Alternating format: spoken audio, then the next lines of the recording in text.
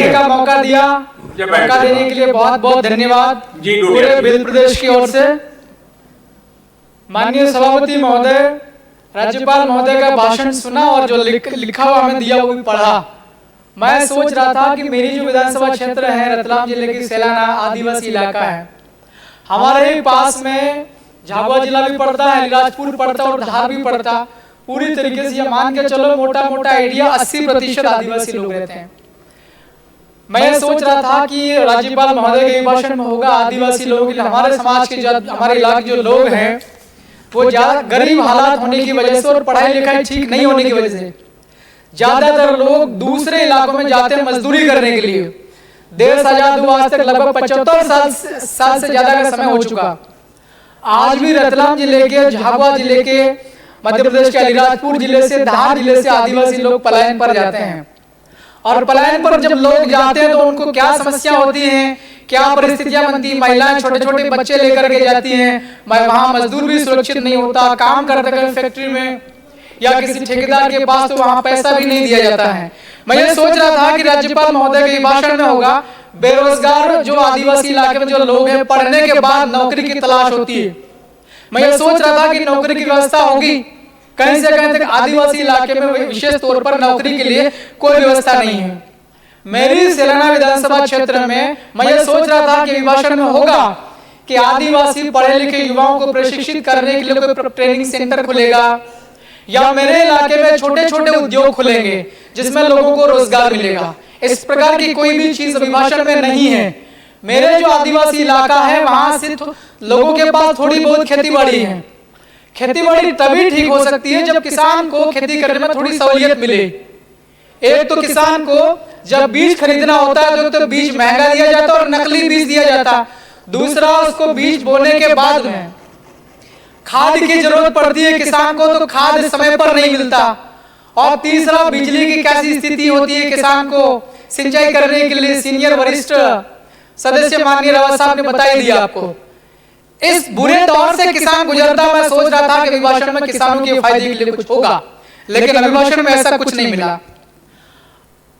अभी मैं आपके माध्यम से सभापति महोदय, एक सवाल है महामहिम राज्यपाल महोदय को कि भारत के संविधान में 5वीं अनुसूची लागू करने के लिए महामहिम राज्यपाल को हर साल महामहिम राष्ट्रपति को एक रिपोर्ट पेश की जाना चाहिए। भारत के संविधान के तो मैं नहीं कह रहा हूं मेरी ओर से कि हर साल आदिवासी इलाके में, अनुसूचित इलाके में, आदिवासी इलाके में कैसा प्रशासन चल रहा है और आदिवासी लोगों की कैसी प्रगति हो रही, यह रिपोर्ट महामहिम राज्यपाल साहब को हर साल राष्ट्रपति साहब को सौंपने की है। यह भारत के संविधान में इसकी व्यवस्था है। तो मैं अभिभाषण के ऊपर मैं यही बात कहना चाहता हूं, आपके माध्यम से यह सवाल उन तक यह जानना चाहिए। महामहिम राज्यपाल साहब भी उसी इलाके से आता हूं, भिल प्रदेश से, और मैं भी उसी इलाके से आता हूं। तो आदिवासियों की इतनी समस्याएं क्यों ध्यान को नहीं जा रहा है? परसों के दिन में लोकसभा का सत्र खत्म हुआ और कल अभी इतने देर से सारे माननीय सदस्य कह रहे थे मोदी जी कह रहे थे। ठीक है, हम भी मानते भारत के प्रधानमंत्री माननीय हैं। इतने बुरी स्थिति आदिवासियों की आप लोगों को सूझ क्यों नहीं पड़ रही है?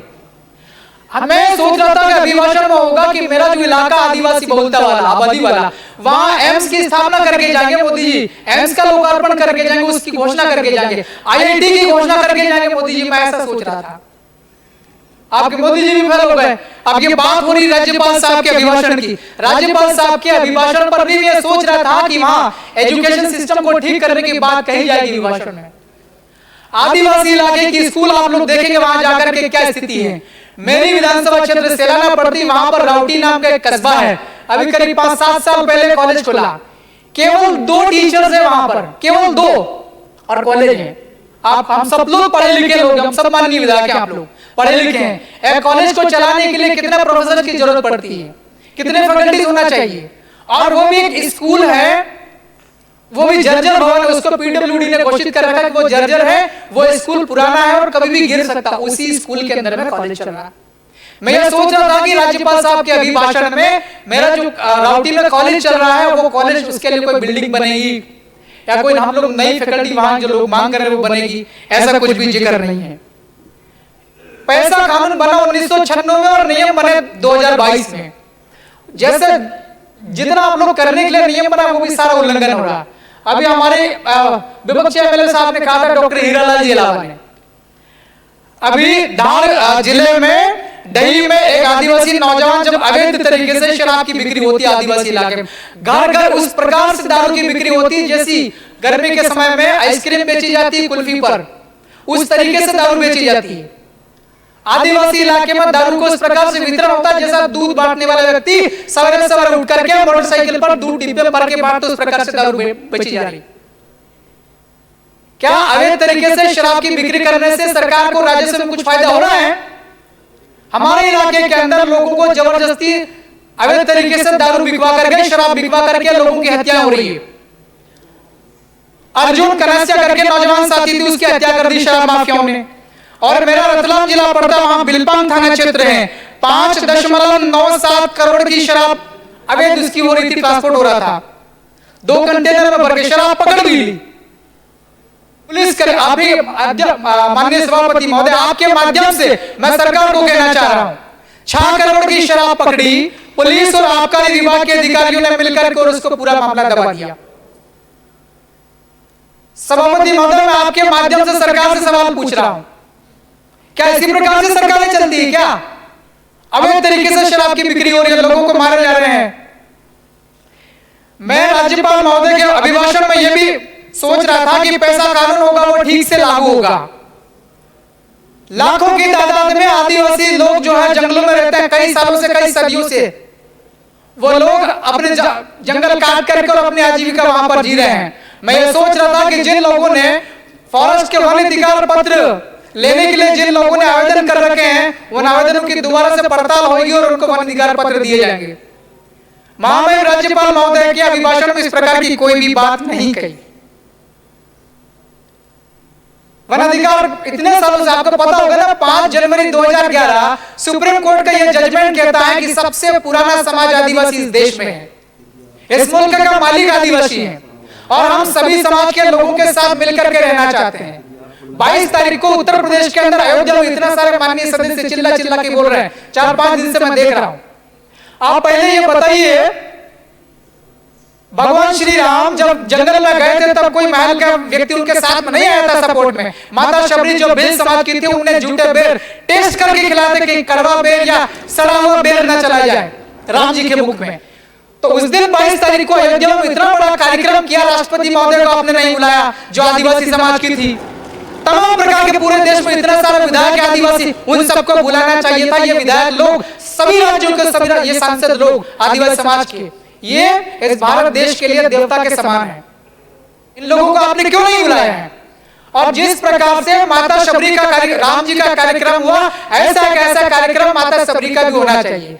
जहां जहां भगवान के पैर पड़े वहां तो आप लोग कर रहे हो कि हम लोग इसको तीर्थ स्थल बनाएंगे। शबरी माता किस काम से आती थी, ये कहां रहती थी, इसके भी आप लोग को ढूंढना पड़ेगा, बनाओ तीर्थ स्थल। जिस प्रकार राम जी का कार्यक्रम हुआ, हमारे लिए वो देवता के समान है। देवता हम लोग तो पूजा करते हैं। आदिवासी समाज का आदमी सवेरे से उठने से लेकर के शाम को सोने तक हजारों बार जिन लोगों से मिलता है, 2 बार राम राम बोलता है, 1 बार जय श्री राम नहीं बोलता है। तो जिस प्रकार से शबरी माता का आप लोगों ने छोड़ दिया ना 22 तारीख वाले कार्यक्रम में, ऐसा राज्यपाल साहब के अभिभाषण में आदिवासी लोगों को बिल्कुल छोड़ दिया। सिर्फ जंगल में जो है तेंदुपत्ता, उसको 4000 रुपया बोल रहा है, कितना देने का बात का है ना, 4000 रुपया देने का बात का। आदिवासी इलाके में हम कौन खोलेगा? क्या हमको नहीं पढ़ना है? आदिवासी इलाके के अंदर IIT कौन खोलेगा? कमलेश्वर जी, अब आप समाप्त करें। मैं समाप्त कर रहा हूं सर, पहली दफा बोल रहा हूं, मैं बहुत गरीब आदमी जीत करके आया हूं। मैं इसी प्रदेश के लोगों ने मुझे वोट दे करके जिताया, मुझे दूसरे राज्य के लोगों ने नहीं जिताया, पाकिस्तान के लोगों ने मुझे वोट नहीं दिया है।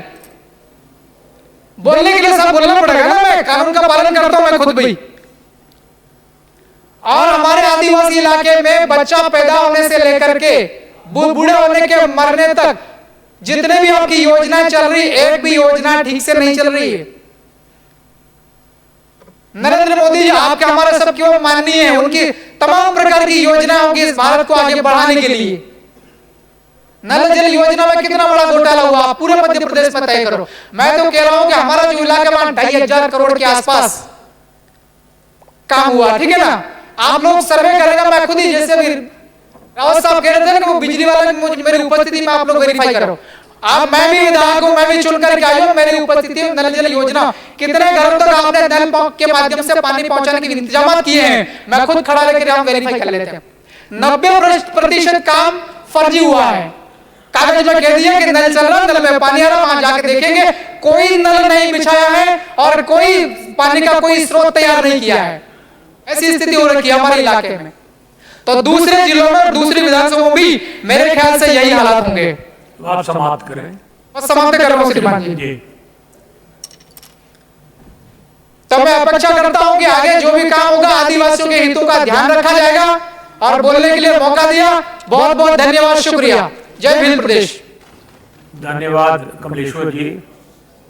सदन में आपका ये पहला भाषण था, बहुत ही सारगर्भित था, बहुत अच्छी प्रस्तुति थी। आपको मैं उसके लिए बधाई देता हूँ।